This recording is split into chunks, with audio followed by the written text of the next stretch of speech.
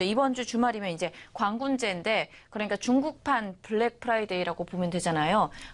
소비 관련주들 기대를 해봐도 될까요? 어떻게 봐야 되나요? 일단 우리가 상당히 네. 고민이 많이 있습니다. 물론 문재인 대통령이 이제 어떻게 보면 시진핑 주석과 곧 만나고 트럼프 대통령도 이제 한국을 넘어서 중국 가서 시진핑 주석과 좀 만나는데 저희들의 기본적인 패턴은 저거죠.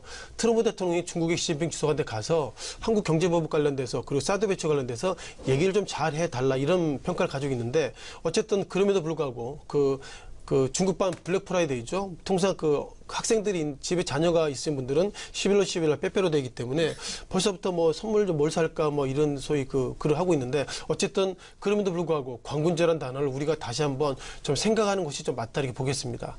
현재까지 증권사 페이퍼를 보면 일단 중국이 한국 관련돼서 시그널이 정확하지 않기 때문에 일단 노코멘트를 일단 보이고 있는 것이 특징인 것 같고요. 다만 몇몇 종목 가운데 아모레퍼시픽의 리뷰를 좀 잠깐 드려보겠습니다.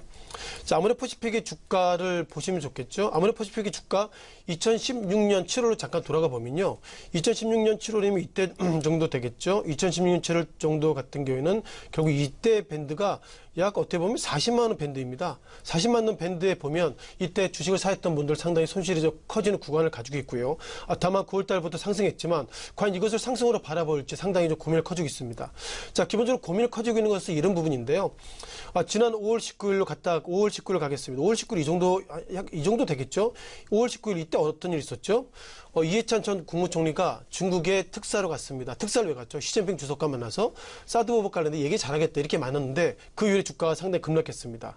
따라서 지난 1차의 어떤 학습 효과를 보면 결국 중국에 있어서는 우리가 기대할 것이 없다 이런 판단을 일단 첫 번째로 가지셔야 될 것 같고요. 두 번째 지난 10월 말이죠. 10월 말에 어떤 일이 있었죠?